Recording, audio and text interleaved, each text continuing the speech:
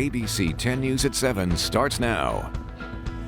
Tonight, Carlsbad is considering cracking down on restaurants defying the order to close in-person dining. Good evening. I'm Kimberly Hunt. Steve Atkinson has the night off. Right now, the Carlsbad City Council is considering whether to start fining violators. ABC 10 News reporter Anthony Pura is live in Carlsbad with a strong public pushback to that. Anthony?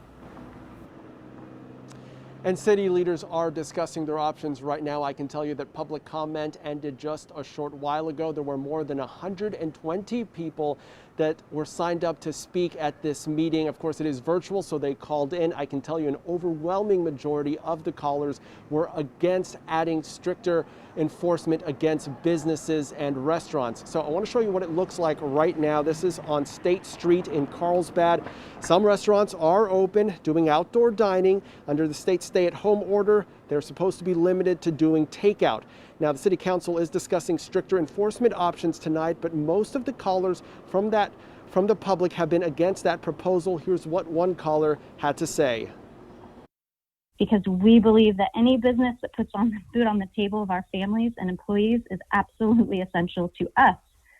We have been put up against a wall and can no longer sit and wait for the next tyrannical order to allow our employees their basic human right to make a living. And there were two callers that spoke towards the end of public comment that said that they supported safety measures. They urged city leaders to listen to the science behind this pandemic and raise safety concerns about hospital capacity. Again, public comment is over, and right now the city is discussing whether to make each violation an accumulative administrative citation, starting with the warnings. The fines start at $100 and grow to as much as $500 for repeat offenders.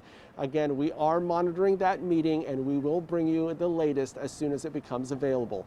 We're reporting live tonight in Carlsbad. Anthony Pura, ABC 10 News. We'll check back in if anything happens. Thank you, Anthony. The San Diego Police Department says it contacted more than 100 businesses in violation from New Year's Eve through Sunday.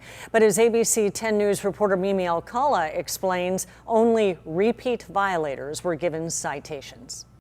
As COVID-19 cases and deaths continue to rise, San Diego Mayor Todd Gloria announced stricter enforcement of the county's public health order last week when he signed this executive order. Many businesses have been following the guidelines, but it's been rough. Cloak and Pedal is offering takeout only, but managing partner Cesar Vallon says he believes small businesses are being treated unfairly. It's not an even playing field.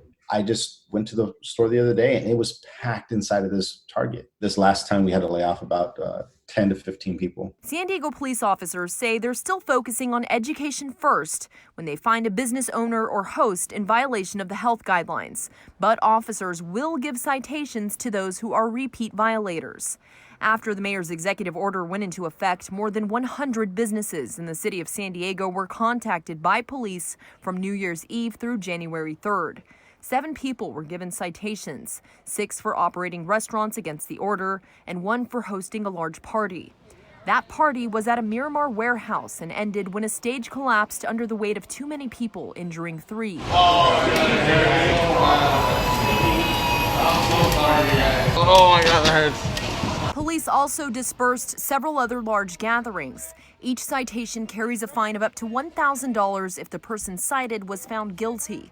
Vallon says he'll continue to remain compliant, but would like to see the city make some changes. We're not here to make things more difficult. And I feel like if our government was just a little bit more transparent and a little bit more fair, and it was just, hey, we're going to treat all of you the same, big business, small business, for you wouldn't hear a complaint out of my side. Mimi Alcala, ABC 10 News. The new variant of coronavirus is spreading around San Diego. The county reported another 24 cases of the more contagious strain today, along with another 4 probable cases. Overall, there were 1,800 new cases in the county, bringing our total to 172,000. 56 more people lost their lives to COVID, bringing that number to 1,600.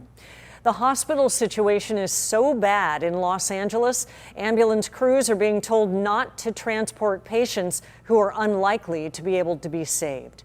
We asked ABC 10 News reporter Adam Rakusin to find out whether that same scenario could happen here in San Diego.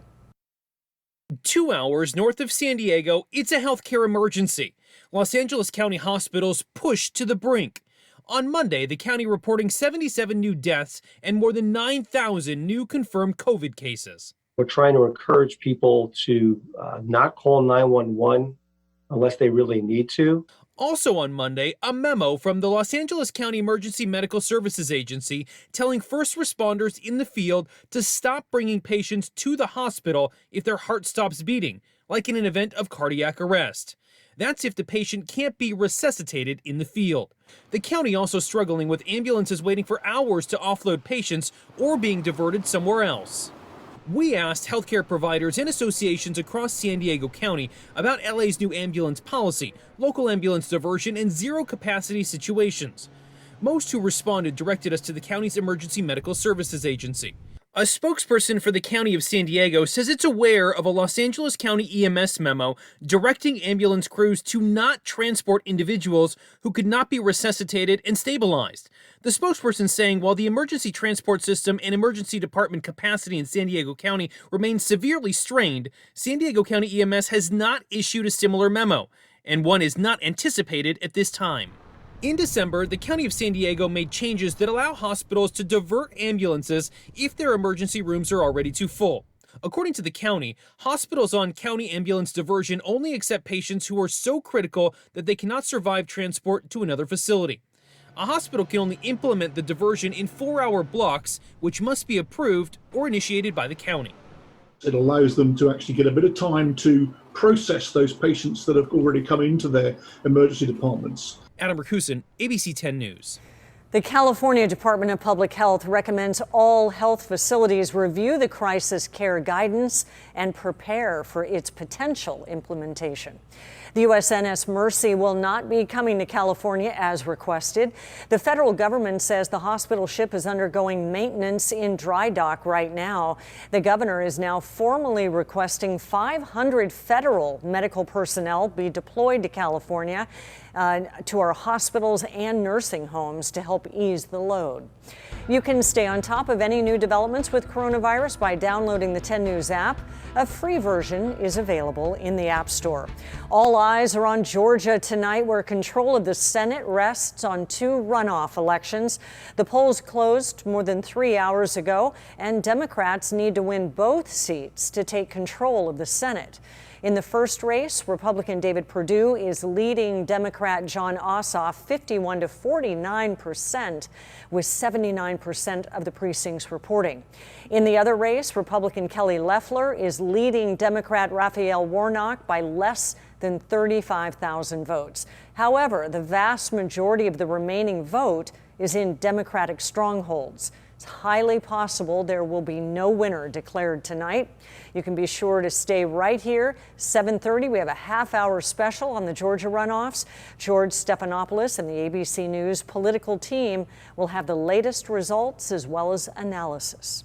A dramatic rescue today in Escondido after a tree trimmer got pinned upside down for 2 hours in his harness. ABC 10 News anchor Vanessa Van Hefty has the rescue captured by 2 freelance photographers. These photos, taken from 2 freelance photographers, show the tree trimmer stuck in a harness, pinned in the tree skirt upside down for 2 hours. 2 arborists trained in tree rescue said it was no easy task. He said, "Help me, help me." They didn't want us to climb up there, but they gave me a chance to support him and give him water because he wasn't doing too well. It was really hard to get him and get him loose. When he was clearing the tree, they all fell on him and pushed him down. Escondido Fire Chief Tyler Batson said they called in special equipment, but with power lines and uneven ground, it was useless. The big thing about the ladder trucks is they have a pretty big footprint. So in order to get the full capability of the aerial apparatus is you have to have stable footing. It has to be wide so you can set up the supports for the truck. And you have to have the base of where the ladder is relatively close to where the high point or the person that you're trying to get to. Freelance photographers who specialize in emergency fire photos say this was a first for them, saying the rescuers really knew what they were doing, shooting up rescue lines with a potato gun and patiently and meticulously getting the man to safety. Chief Batson says firefighters train for tree rescues just like this, but sometimes the best resource is the people who do it for a living, giving credit to these arborists for saving one of their own. And they did a fantastic and safe job. In Escondido, Vanessa Van Hefty, ABC 10 News. The man was taken to the hospital, but he should be okay.